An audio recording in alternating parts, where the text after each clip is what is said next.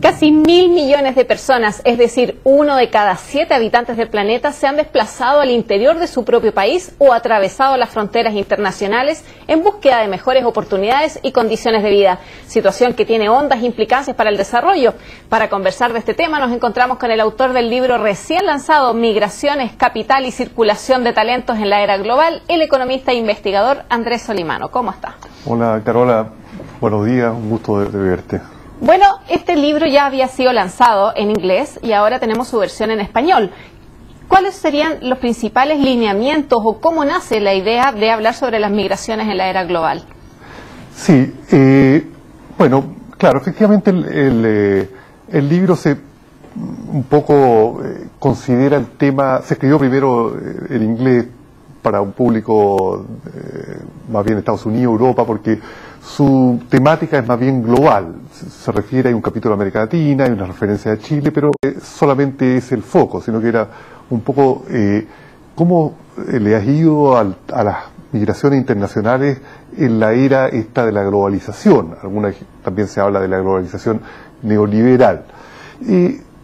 Un poco uno de los mensajes del libro es que estamos viviendo una especie de globalización asimétrica. Por un lado, hay muchas facilidades para los movimientos de capital. El dinero puede fluir entre países casi sin problema. La inversión extranjera directa también, las inversiones de portafolio, el comercio de bienes, los bienes y servicios, claro. Pero al mismo tiempo que hay una globalización muy liberal o neoliberal en los bienes, en los objetos, en el comercio, es una globalización bastante restrictiva, a pesar que las presiones son muy grandes, para que la gente pueda circular libremente y escoger dónde en el mundo quieren vivir, en qué país, en qué ciudad, en qué ocupaciones trabajar. Decíamos justamente eso, que la gente va en búsqueda de mejores oportunidades. Sí. Hoy en día tenemos desaceleración en varios países, entonces como que la idea sería que de un país en desaceleración se va la persona a buscar nuevas búsquedas de nuevos trabajos, mejores salarios, a uno que esté con más desarrollo económico, etcétera. Exactamente. Bueno, el libro, uno de los capítulos, al principio es causas de la migración internacional. ¿Por qué la gente deja su país de origen, deja amigos, familiares, el país donde nació y se va a trabajar a otra nación? Bueno, una de las causas es porque la gente encuentra mejores empleos afuera que en su país de origen. O si está desocupado o está subempleado en el país donde nació, va a ir a un país donde hay más oportunidades de empleo. Los estudiantes también se mueven, van a estudiar, van a sacar posgrados afuera. Los empresarios también se mueven, se están buscando oportunidades y se trasladan ellos mismos. Los médicos también se mueven. Entonces es un fenómeno global. Y ya no es solamente no calificado, sino que es de gente bastante calificada incluso. Sí, sí. Hay como dos circuitos. Uno es la globalización trabajadora, menos calificada, la gente que va a trabajar en la construcción, la gente que va a trabajar, por ejemplo, en la de casa particular, la gente que trabaja en los servicios, los restaurantes, los países desarrollados, de los países en desarrollo, también lo observamos en Chile.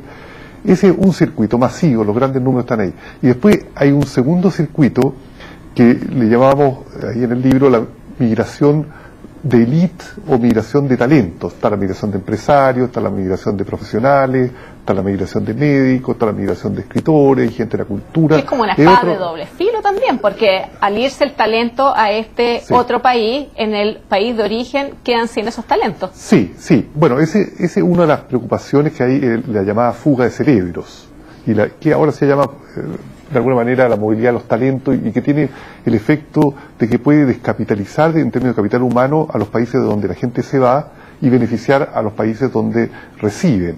Bueno, los números muestran que hay una gran concentración de la migración calificada, de alto capital humano, de talentos, en los países desarrollados. Europa, Canadá, Estados Unidos, Australia, un poquitito Japón, pero Japón es un país bastante cerrado a la migración en general.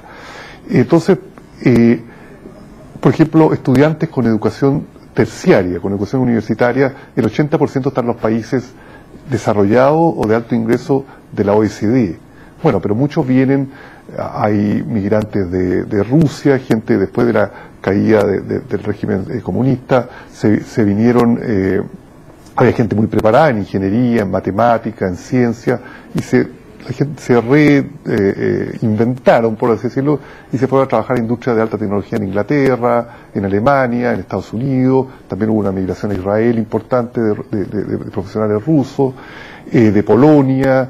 Es decir, cuando el mundo ex socialista se integró a la economía globalizada, hubo estos flujos. También hay flujos de los países en desarrollo. Hay muchos migrantes, por ejemplo, médicos, enfermeras, personal de salud, de países pobres, de África, de Sudáfrica no es tan pobre, pero de Ghana y de Costa Marfil y otros países de las Filipinas, que se van a trabajar a hospitales en Inglaterra, en Estados Unidos, en Canadá.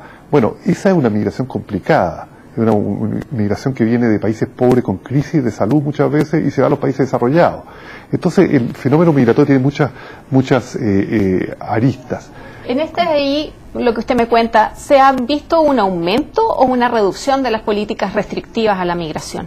A ver, con la crisis económica que en 2008, 2009 y que después se transmitió a Europa, las economías desarrolladas, los países del capitalismo avanzado, que eran los grandes receptores de migrantes, tanto estos migrantes de élite, talento, profesionales, como el migrante masivo, ¿no es cierto?, que iba a trabajar a la agricultura, a la construcción, a distintas cosas. Bueno, vino esta crisis, aumentó el desempleo en los países desarrollados, menos oportunidad de empleo y empezaron a poner políticas restrictivas a la entrada de migrantes, tanto en Estados Unidos, aunque ahora en Estados Unidos hay una reforma de la ley migratoria para normalizar la gente que vino antes. Pero en general se pusieron más restrictivos. Sí, porque Europa tiene 27%, por ejemplo España tiene 27% de desempleo promedio y tiene casi 60% de desempleo juvenil. La gente de España se está yendo, porque no tiene empleo en España, han caído sus salarios, no hay expectativas. Pero España hasta el 2007 recibía gente de Argentina, de Ecuador, de Marruecos, de Rumania. Entonces se dio vuelta, o sea, la gente se está yendo de España con la crisis, se está yendo de Grecia, otro país que está muy afectado con la crisis, de Portugal. Entonces esta crisis económica de los países del capitalismo avanzado hace que los migrantes del tercer mundo y de los países en desarrollo, economía emergente, tengan las puertas más cerradas. Y no solo que las puertas cerradas desde el punto de vista migratorio, sino que no hay empleo, o hay muy poco empleo. Y lo que estamos viendo, y Chile está viendo, llegada de profesionales españoles. Entonces está cambiando mucho el panorama migratorio. Un efecto directo justamente de esta desaceleración que se vive en Europa es la reducción que se ha visto en la cantidad de remesas a los otros países. Ha habido una fuerte baja y puede que siga incluso en el 2014. ¿Cómo ve usted eso del asunto de las remesas? A ver, claro, la contrapartida del flujo de personas que se va a trabajar o vivir a otros países es que muchas veces la gente manda remesa monetaria, un cheque, una orden de pago, dinero a sus países de origen, a su familia, han dejado los padres, a veces el migrante se va primero y después se va la señora, si está casado, los hijos, o le envían dinero a otra parte de la familia. Entonces, esa remesa, que en general es el 10-15% del ingreso, que gana el migrante en el país de destino, se ha visto bastante afectado con la crisis. El ajuste no ha sido tanto migración de retorno, aunque también hay migrantes que estaban en Estados Unidos, que estaban en Europa, que están volviendo a sus países de origen, pero no ha sido un fenómeno tan masivo. Lo que ha hecho el migrante ha sido reducir las remesas que envía a sus países de origen. El migrante, las estadísticas muestran que alrededor de $200-300 por mes envía un migrante latinoamericano que trabaja en los Estados Unidos. Bueno, esas migraciones hoy día, esas remesas están bajando a $100 por mes, 150, que hacen diferencia.